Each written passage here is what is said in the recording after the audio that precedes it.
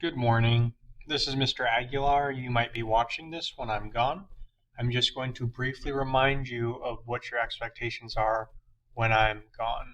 First off, of course, be respectful to your sub, but secondly, you need to finish your D-Day DBQ packet on these days, as I've told you multiple times, and it'll be on the board, all the boards, okay?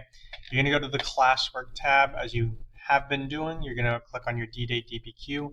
The main thing I want to discuss is you should, if it's today, you should be done with documents A through D, but if you're not like a huge deal, but hurry up. The main product you must provide to me by the end of class today is your little argumentative essay. Okay, and again, it's not like a full essay. You'll do a full essay for your test. This is just like a practice essay to get you to where you need to go. I give you a lot of help, but what you're going to be doing is answering this essay prompt. What factor was most important in ensuring the success of Operation Normandy or D-Day, right? You look through all your documents, hopefully. You look through all your documents, you analyze them, you answered all the questions. You should be well prepared to do this. You need at least 2 body paragraphs. You need to analyze at least 2 or more factors responsible for the success of Operation Normandy. Similar to last time, I give you sentence starters for your intro paragraph, each sentence. So something to the nature of D-Day was a significant event in American history because blank. You don't got to rewrite the sentence. You can just fill in the blank. A key theme of D-Day was blank, just like your Pearl Harbor DBQ. Understand what scope is, the topic that you're going to be talking about. The theme is the lens through, or the lens that you're going to be looking at the topic through. And then finally, the most important sentence in your entire essay is your thesis. The factor most important to the success of D-Day was, and then you will directly state it with clarity and precision. For your body paragraphs, I've given you less help this time because I'm going to basically give you very, very little help on your actual test. Okay, so you need claim, evidence, and reasoning just like last time, but I do give you your starter sentence or your claim sentence. Blank was the important factor to the success of D-Day because, and then you're going to fill in the rest.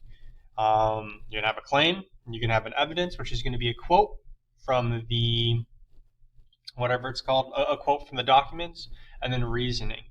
Same goes for your second body paragraph. Another reason blank was so vital to the success of D-Day was because, again, this time you're picking one thing and you're really going in on why you picked that one thing for your answer of why whatever factor you picked is the most important to the success of D-Day. What's going to be new this time is the conclusion paragraph. Everything else you've already done. You've done 2 body paragraphs, you've done an intro. I do help you less with your body paragraph, so I guess that's kind of new, but your conclusion is going to be brand new. Conclusion, like I said, is the least important part of an essay in my opinion, right? You're going to simply restate the thesis, so blank was the primary variable that led to the Allied success at D-Day. Again, this is more of a fill-in-the-blank part, as opposed to your body paragraphs where you are responsible for constructing the majority of what's needed. Because this is your first time seeing a conclusion paragraph, that's why I'm helping you out more. And then finally, studying the events of D-Day provides insights into today by you explain the relevance of your argument. Why does it matter that you're making this argument? If you don't know, you should probably think about it a little bit more, maybe talk to other students. Again, why do we do history? Let you think about that for a little bit. But again, we do history because we learn about the past to apply things to the future. History, I won't go on a super long rant about this. I'll go quickly. Again, history gives us an accurate representation of possible futures, right? What's a better way of thinking about what the future can be than looking at the past? Seeing as the fact that basically everything's happened, or not everything.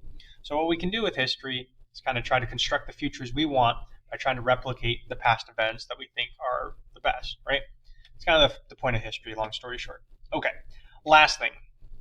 For people who are trying, specifically if you're accelerated group people, but anyone else can do this, but I will be very much so checking these things. This is kind of how I'm grading it, your rubric right here, okay? You really got to contextualize the event. You got to describe the broader historical context relevant to the prompt. For your thesis, you have to respond to the prompt with a historically defensible thesis that establishes a line of reasoning. For your claim, evidence, and reasoning, nothing new, right? You got to use at least 2 documents. You got to use at least 2 quotes from the different documents.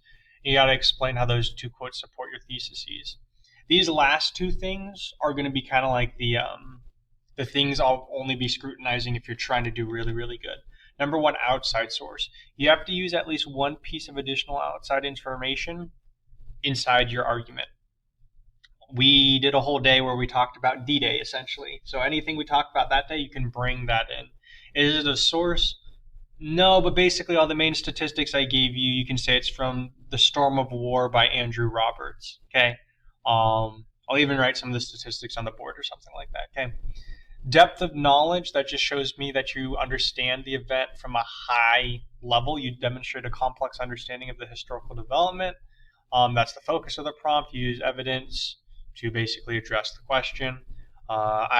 This is a very hard point to get, but I want you to show me you truly understand D-Day. Again, if you're able to do the top three, you're good to go. But if you're a high striver, you're really trying to show me how much you've developed this year, then do the last two as well, or consider the last two in your essay. That's all for now. Good luck, and be respectful to the sub. I better not get any bad reports. Bye-bye.